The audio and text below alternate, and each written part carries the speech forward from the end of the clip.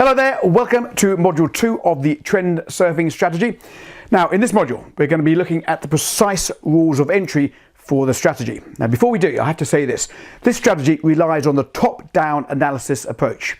That basically means we need to confirm the setup is appearing or pending on the higher time frames and then drill down to the lower time frames until we get to our entry chart, which in this example is going to be on the 1 hour chart. So for example, I would tend to have my screens set up something like this. So I'll have 3 charts all in the same currency pair or commodity or what have you. We start off by looking at the daily.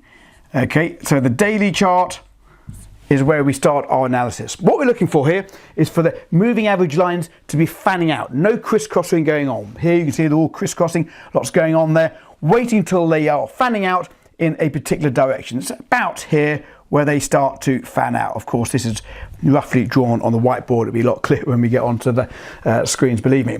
Okay, so once we see our setup building on the daily, then we drill down to the lower time frame. On this example, it will be the 4 hour chart. Okay, so now we're looking at the 4 hour chart. Again, lines are crisscrossing. We've confirmed the daily. We're now waiting for them to fan out in the same direction on the 4 hour. Okay, and it's about here, I think you'll see they start to fan out as well. You can see the faster moving averages are above the slower moving averages on both time frames. So now we've checked off the 4 hour and we've checked off the daily. We then go down to the lower time frame, our entry time frame, and this is on this example, it's going to be on the 1 hour, and look for our specific entries. Okay, same setup. We've got the fanned out moving averages, we've got the faster moving averages above the slow moving averages, nicely fanned out, no crisscrossing. Now we're going to look for the precise entries, and I'll show you that now on another chart. Okay, so let's assume that we've got a pending setup agreed on the higher time frames, on the daily and the 4 hour. The array of moving averages are all pointing in the same direction. There's no crisscrossing of lines. In this example, we've got the faster moving averages above the slow moving averages, which means we're only looking for buy trades. Now we drill down to the 1 hour time frame. This is the trading screen. This is where we're going to take our precise entry. Right, so what we're looking for now is a pullback. You see prices here is making a series of higher highs and higher lows. It is in an uptrend. What we're waiting for now is a pullback. A pullback into the 21 moving average. Now this could happen immediately after the swing high, or it could happen a few candles afterwards, but we're basically waiting for a pullback into that 21 moving average. You can see here that candle I just popped in there for convenience hits our 21 moving average. Now once that hits the 21 moving average, we have a potential buy. Now as long as price doesn't trade down through the 60 moving average, that trade is still valid, and that's the same for the higher time frames as well. If price trades through the 60 moving average, setup is null and void. So we're making sure that it doesn't trade through the 60. We've got a potential buy order coming in. So we're going to place a buy stop. We'll place a buy stop in the case of a long trade above the recent swing high. So you see here the recent swing high is up here, but we also use a buffer. So we add on 114 ATR. So the buy stop will be above the recent swing high plus 14 ATR. Now at the moment we place the buy stop order, we also place a stop order which will be below the 60 moving average minus 14 ATR.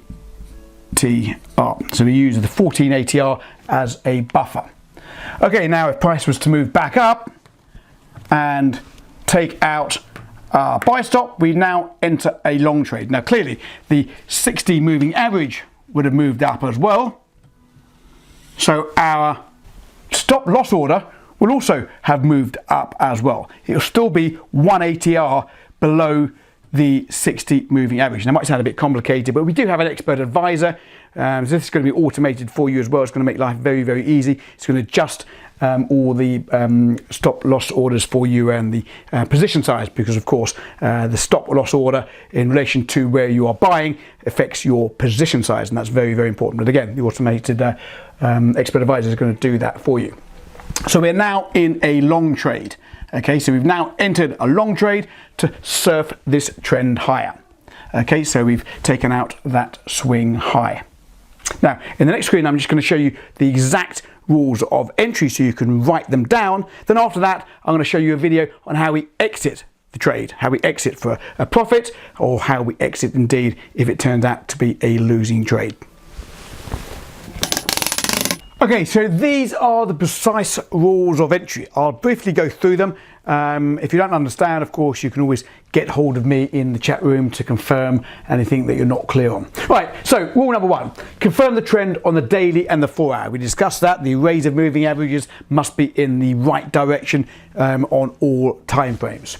Then once those time frames have been checked off from the daily, then you look at the 4 hour and that's been checked off. That means the setup is still pending, and they remain pending.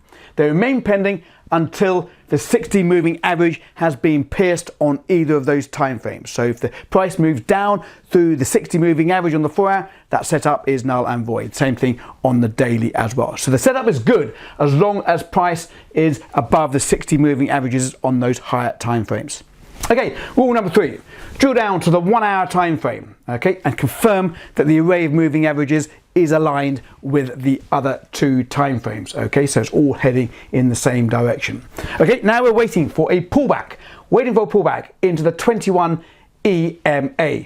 So once we pierce the 21 EMA, it doesn't have to close below, so it actually touches the the EMA, we enter a buy stop or a sell stop, depending of course whether we're buying or whether we are selling. And we do this above or below the recent swing high, plus or minus a 14 ATR. If I'm standing in front of the screen, the whiteboard, I'll stand out in a moment so you can have a quick look to jot these down.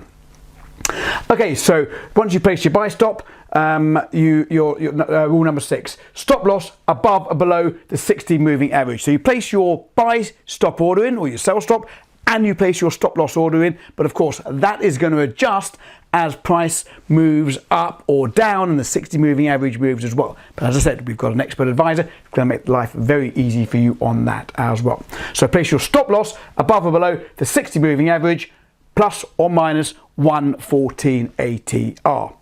Okay, as I said, you adjust your stop loss, the 60 moving average moves as well. Now, once price hits your buy stop or your sell stop, you're going to enter that trade. Of course, you're going to position size accordingly, taking into account where your stop loss is to where your entry is to a certain percentage of the account that you're going to be risking on this strategy. Now, as I say, we've got an expert advisor going to make life very easy for you when it actually comes to trading this. But so as long as you know what the mechanics are behind the strategy, then it will hold you in good stead. Okay, so now you've got your head around the entries, we're going to get onto the screens now and show you how it looks on a real price chart. I'm hoping then it will become a little bit clearer for you. If of course you have any questions, do reach out to me. After that, we'll start talking about the exits, how to exit a winning trade, or indeed how to cut out of a losing trade. So make sure you stay tuned for those videos as well.